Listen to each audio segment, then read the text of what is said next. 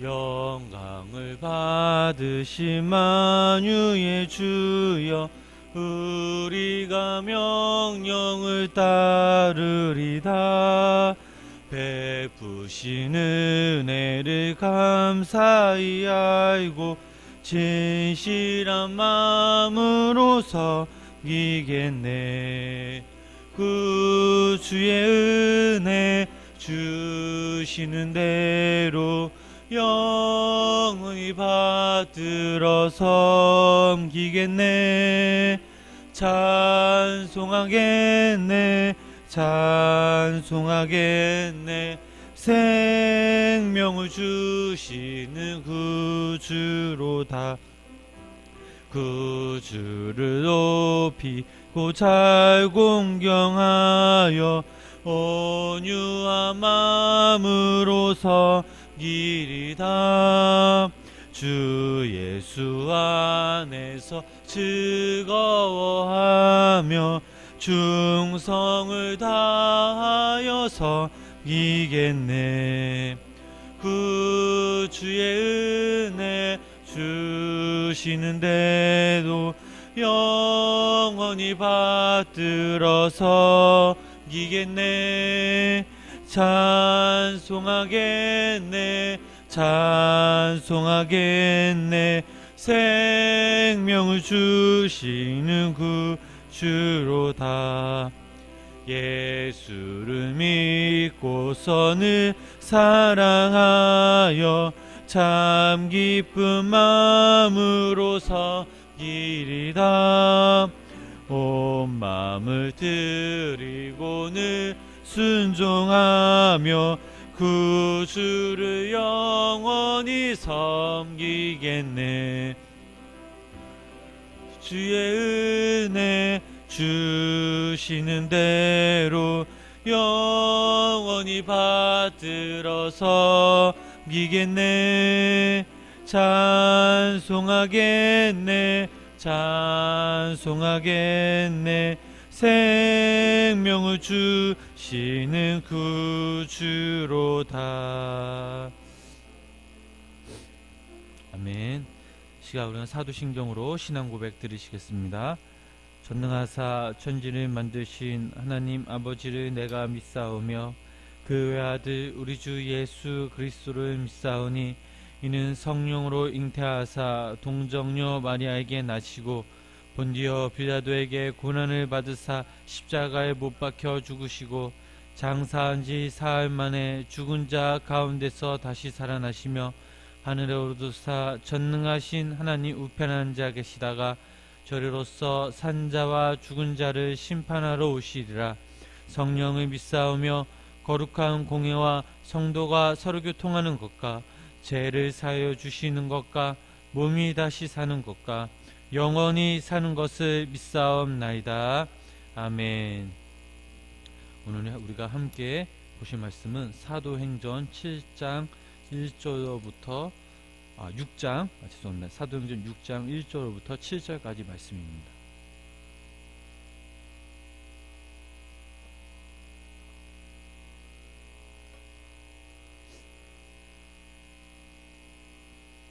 사도행전 6장 1절부터 7절까지 말씀, 제가 한 절 읽고 여러분들 한 절 읽고 마지막 7절을 우리가 다 같이 함께 읽으시겠습니다.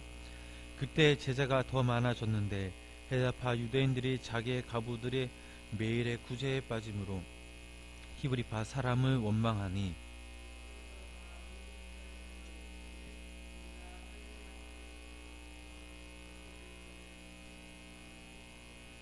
형제들아, 너희 가운데서 성령과 지혜가 충만하여 칭찬받는 사람 7을 택하라. 우리가 이 일을 그들에게 맡기고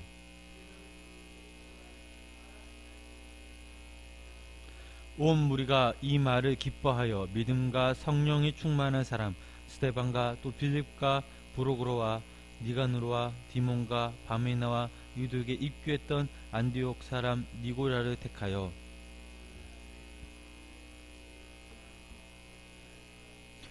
다같이 읽으시겠습니다. 하나님이 말씀이 점점 왕성하여 예루살렘에 있는 제자의 수가 더 심히 많아지고 허다한 제사장의 무리도 이 도에 복종하니라. 아멘. 사도행전 4장 5장에서는 사내들인 공회의 핍박을 받지만 이러한 상황일수록 적극적으로 대처해 나가면서 성령의 도우심으로 끊임없이 성장해 나가는 그 초대교회의 모습을 우리가 볼 수가 있습니다. 오늘 우리가 읽은 6절 모습은 외적 모습보다는 그 예루살렘의 그 내적 모습의 내용을 치중하는 이야기가 나옵니다. 초대교회 최고의 지도자들은 바로 예수님의 제자들인 바로 12사도들이었습니다. 이들 나름대로 하나님이 주신 직분에 따라 또 성령 주신 그 능력에 따라 열심히 사역을 하였습니다. 오늘 말씀을 보니 이들 외에 다른 지도자들이 이제 공식적으로 세워지는데 앞으로 우리가 말씀을 통해서 알 수 있겠지만 이들이 공식적으로 세워진다는 것은 바로 많은 의미를 담고 있습니다. 이들은 바울의 이방 선교의 전초적인 그 역할을 수행하며 하나님의 구속계획, 즉 이방 선교가 조금씩 성취되어 가고 있음을 알 수가 있습니다. 그렇다면 어떻게 일곱 일꾼들이 생기게 되었을까요? 예루살렘 교회는 각자 흩어졌다가 유대 땅에 돌아온 그 헬라파 유대인들의 수가 점점 늘어남에 따라 하나의 문제가 생겼습니다. 그것은 바로 본문의 말씀에도 나와 있듯이 바로 구제 문제에 관한 것이었습니다. 기독교를 개종하여서 예루살렘에 그 정착한 헬라파 유대인들 가운데에는 가부가 많았습니다. 그들은 오랜 떠돌이 생활 중에서 자기들을 돌봐줄 친척이 별로 없었습니다. 따라서 그들은 교회 구제에 의존하였으며 필요성을 느꼈지만 그들 모두에게 도움의 손길이 갈 수가 없었습니다. 상황이 이렇게 되자 헬라파 유대인들은 바로 히브리파 유대인들을 원망하게 됩니다. 사도들은 오로지 기도하고 또 말씀 사역에 힘쓰기 위하여 이런 상황을 또한 원만히 해결하기 위해서 헬라파 유대인들 가운데 바로 7사람들을 택하여 그 일을 전담시키고자 그들에게 각각 직분을 주었습니다. 여기서 우리가 알아야 할 것이 있습니다. 하나님의 몸된 교회는 많은 사람들이 서로 한마음 한뜻으로 섬겨야 할 곳이라는 것입니다. 교회 안에 보면 성도님들에게 각각 주어진 달란트가 있습니다. 사람마다 역할이 다 다릅니다. 어떤 사람은 말씀을 통해, 또 어떤 사람은 기도를 통해, 또 어떤 사람은 교사와 또 주차와 꽃꽂이 또 반주 등 각각 재능에 자신의 손과 발을 통해서 누군가를 섬기는 것이 바로 그리스도인의 직분이자 또 삶이자 의무입니다. 예수님을 한번 생각해 보시기를 바랍니다. 마태복음 20장 28절에 이런 말씀이 있습니다. 인자가 온 곳은 섬김을 받으려 함이 아니라 도리어 섬기려 하고 자기 목숨을 많은 사람의 대속물로 주려 함이니라. 여기서 이 말씀에서 섬기다라는 단어가 나옵니다. 예수님이 이 땅에 오신 것은 세상의 모든 부와 권력, 명예를 누리시려 온 것이 아니라 죄와 사망에 빠져있는 이 인간들을 구원하시기 위해 이 땅에 오셨다는 사실입니다. 즉 우리를 구원케 하시기 위해서 이 땅에 오셨다는 사실입니다. 그리스도인이란 바로 예수님을 모시고 그 주인을 본받아 일평생 살아가는 사람들입니다. 또 누군가를 섬기며 사랑하며 나누는 삶입니다.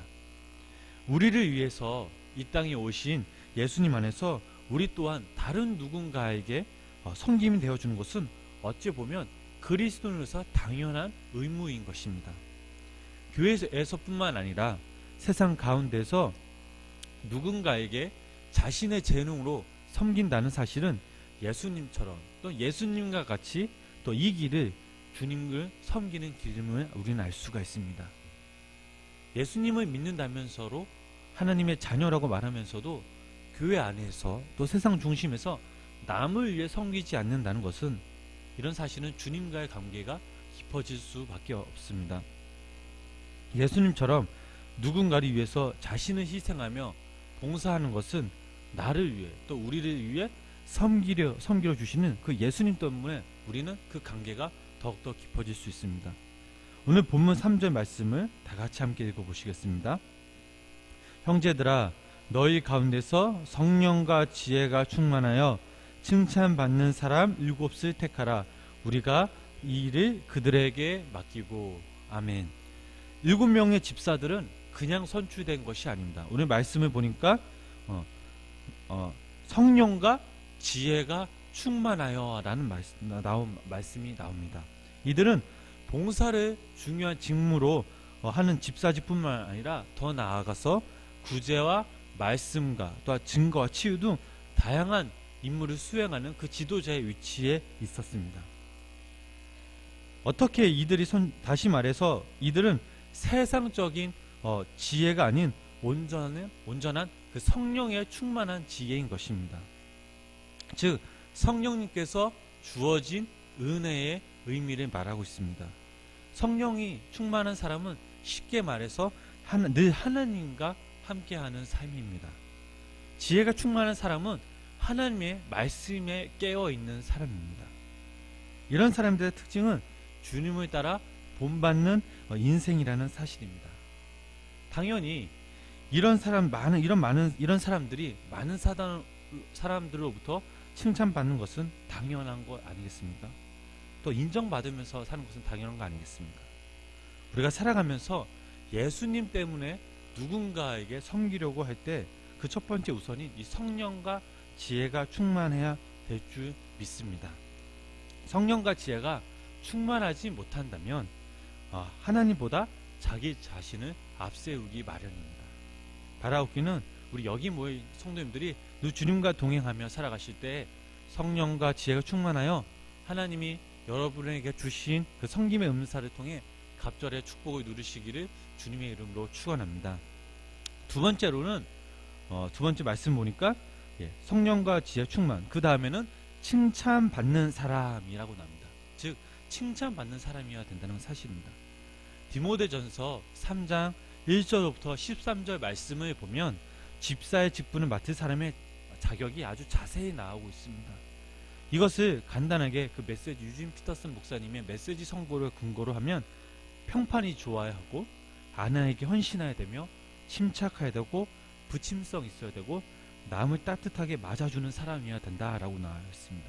또 잘 가르쳐야 하며 술을 지나치게 좋아하지 않으며 난폭하지 않고 너그러며 쉽게 화를 내지 않으며 돈을 사랑하지 않는 사람이어야 하며 자기 일을 잘 처리하며 자녀들을 세심히 도우며 자녀들의 존경을 받는 사람이어야 된다라고 이렇게 나와 있습니다.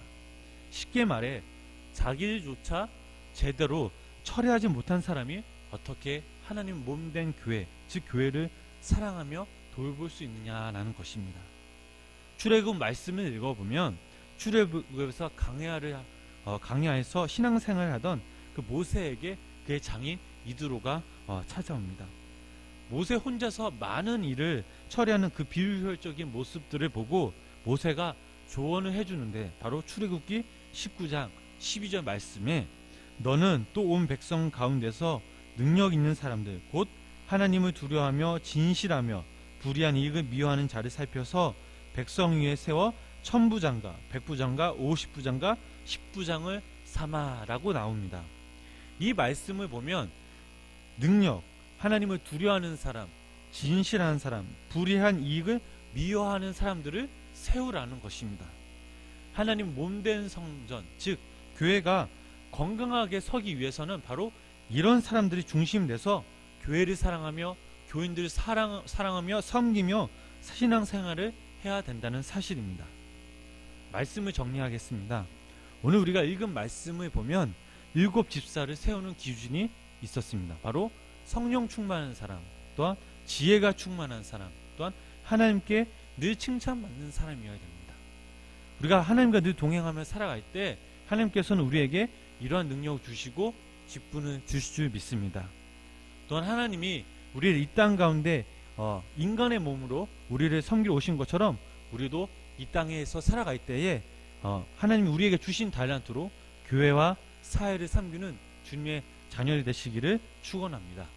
머무르지 마십시오. 가서 행하십시오. 여러분들 주신 여러분들 그 달란트로 하나님께 영광 돌리시기를 소망합니다. 기도하겠습니다.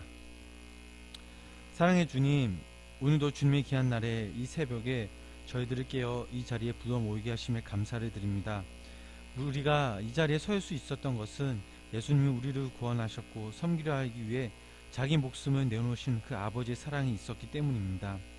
주님은 우리의 구원자이시며 또 우리의 인도자이심을 고백합니다. 하나님, 우리 또한 하나님의 자녀로서 늘 주님께 예배할 때에 성령 충만케 하시고 또 지혜가 충만케 하여 주시옵소서. 또 칭찬받는 자녀들 되게 하여 주시옵소서. 우리가 예수님의 사랑을 이제껏 받아왔음을 고백합니다.